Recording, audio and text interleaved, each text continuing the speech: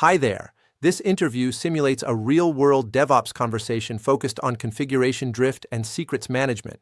These are the kinds of problems that quietly build up over time and then suddenly cause outages, security incidents, or confusing behavior in production. As you listen, pause after each question and answer it out loud before you hear the sample response. Explain not just what you would do, but why you would do it. If this format helps you prepare for real DevOps, cloud, or SRE interviews, subscribe so you do not miss the next session. Let's begin. First question. Tell me about a time you discovered a production system behaving differently from what the configuration said it should be. A strong answer might sound like this. In one case, production servers were behaving inconsistently, even though the configuration files looked identical. After investigation, I realized some changes had been applied manually during an earlier incident and never captured in code. I documented the differences, aligned the system back to a single source of truth, and updated our process to discourage manual changes. The biggest lesson was that undocumented fixes often become long-term risks. Second question, have you ever inherited a system where secrets were handled poorly? How did you approach fixing it? A good answer could be, yes, I once inherited a system where secrets were hard-coded into configuration files and shared across environments.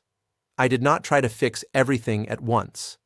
I started by identifying the most sensitive secrets and moving them into a managed secret system. I rotated credentials incrementally and added tooling to prevent secrets from being committed again. The focus was reducing risk without breaking production. Third question, tell me about a time you had to make a trade-off between security best practices and operational urgency. A strong response might be, during an incident, we needed to restore service quickly, and the fastest path involved temporarily broadening access for a service account.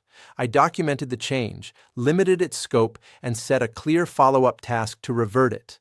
Once the incident was resolved, we reviewed what happened and implemented a safer, long-term solution. Speed mattered in the moment, but cleanup afterward was just as important. Fourth question. How do you usually ensure teams follow configuration and secrets best practices over time? A solid answer would be, I rely less on documentation and more on guardrails. That includes automated checks, access controls, and tooling that makes the safe path the easiest path. I also try to explain the reasoning behind the rules so people understand the risk, not just the policy. Long-term compliance comes from systems, not reminders. Now let's move into technical and scenario-based questions focused on configuration drift and secrets. First question. What is configuration drift, and why is it dangerous in production systems? A strong answer could sound like this. Configuration drift happens when the actual state of a system slowly diverges from the intended or documented configuration. It is dangerous because it creates hidden complexity. Troubleshooting becomes harder, deployments become unpredictable, and recovery during incidents is slower. Drift often goes unnoticed until something breaks, which is why detection and prevention matter. Next question. How do you detect configuration drift in a system that has been running for a long time? A thoughtful answer might be, I start by defining a clear source of truth, usually infrastructure as code or configuration management. Then I compare the live system against that source using automated tools or audits. I also look for signals like unexplained behavior differences between environments. Detection is not just technical, it also involves understanding how changes flow through the system. Third question. What are the risks of managing secrets directly in environment variables or config files? A good response could be, secrets in environment variables or files are easy to leak through logs, crash reports, or version control. They are also harder to rotate consistently. Over time, this increases security risk and makes audits difficult. While environment variables are convenient, they should usually be populated dynamically from a secure source rather than hard-coded. Fourth question. How do you decide between different secrets management approaches? A strong answer might be, I consider threat model, operational overhead, and team maturity. For simple systems, a managed secret service may be enough. For more complex environments, centralized secrets management with rotation and access control becomes important. The goal is minimizing exposure while keeping systems usable. Over-engineering secrets can be just as harmful as under-securing them. Fifth question. What happens if configuration drift and secrets mismanagement exist together? A realistic answer could be, that combination is especially risky. Drift makes it unclear which configuration is actually active, and poor secrets management increases the chance that sensitive data is exposed or misused. During incidents, teams may copy secrets around or apply quick fixes that worsen the situation. This is why strong processes and automation are critical in sensitive systems. That concludes the first part of the interview. Let's continue with deeper technical and scenario-driven questions around configuration drift and secrets handling in real production systems. Next question. You discover that production and staging behave differently, but configuration files in version control look identical. How do you investigate this? A strong answer might sound like this. I start by assuming the difference exists outside the visible configuration. I compare runtime state, such as environment variables, mounted files, feature flags, and secrets values. I also check whether infrastructure differs subtly, like instance types, network policies, or IAM roles. I review deployment history to see if changes were applied unevenly. The goal is to identify where the source of truth diverged from reality. I do not assume code is wrong until I verify the environment. Next question.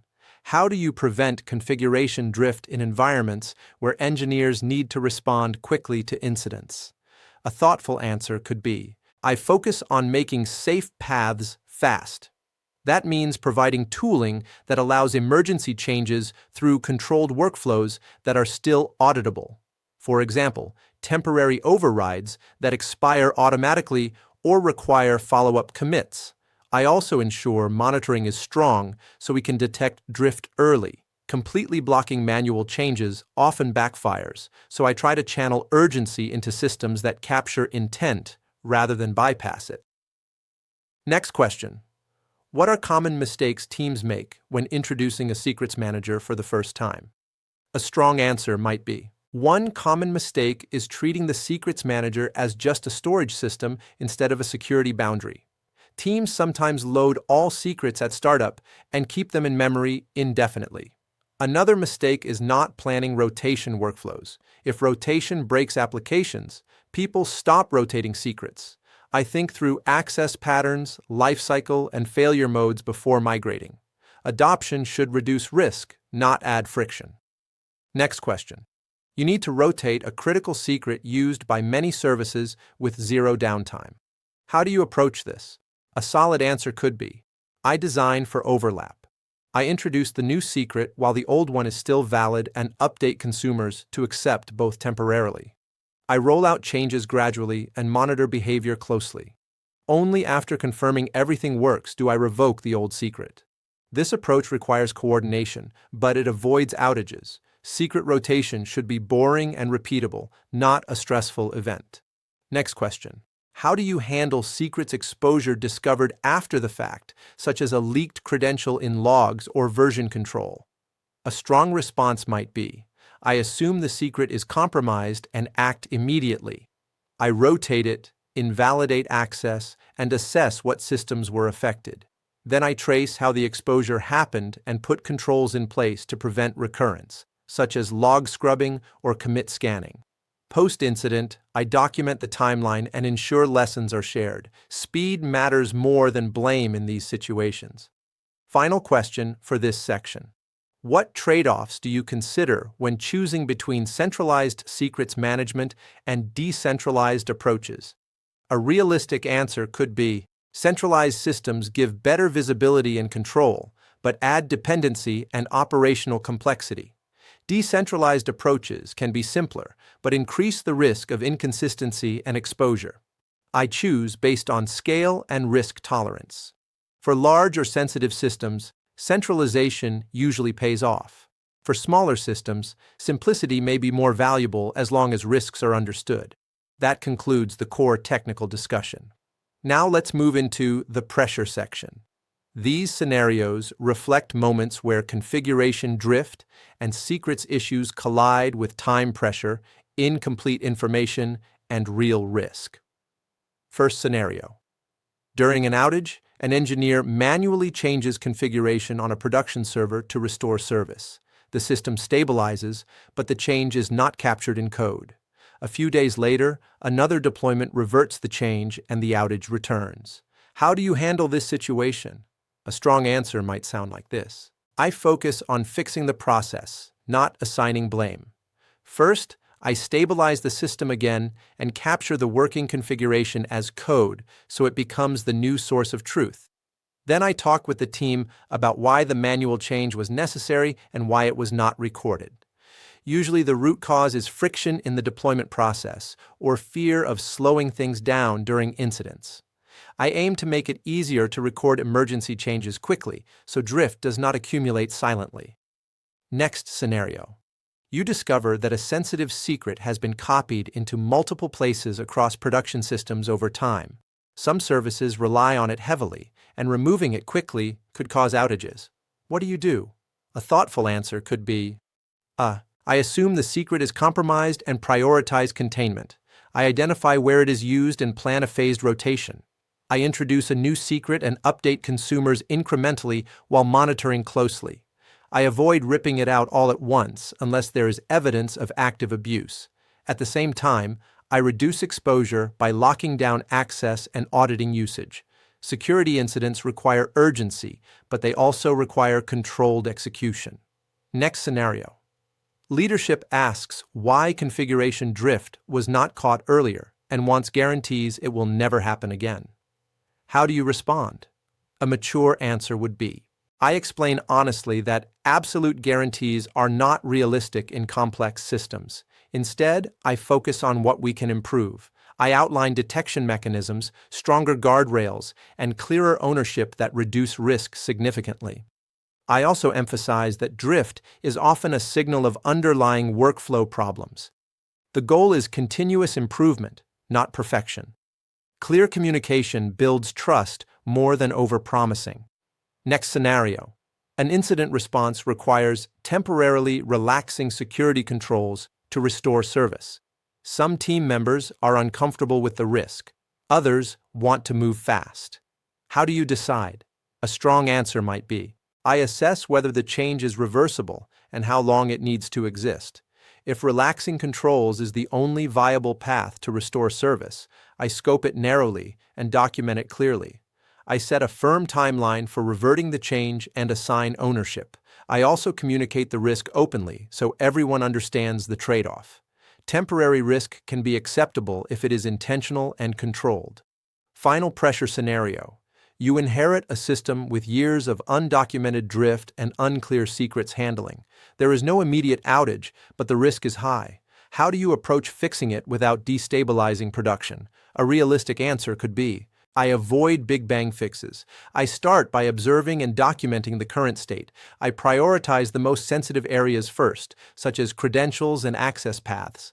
I introduce tooling gradually to detect and reduce drift, rather than enforcing strict controls overnight.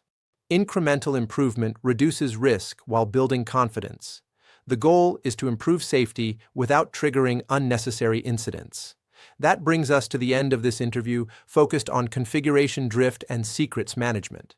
These problems rarely cause immediate explosions, but they quietly increase risk until something goes wrong. Strong engineers recognize early warning signs and design systems that make the right behavior easier over time. Take a moment to reflect on which question challenged you the most. Was it handling manual changes under pressure, rotating secrets safely, or explaining risk to leadership?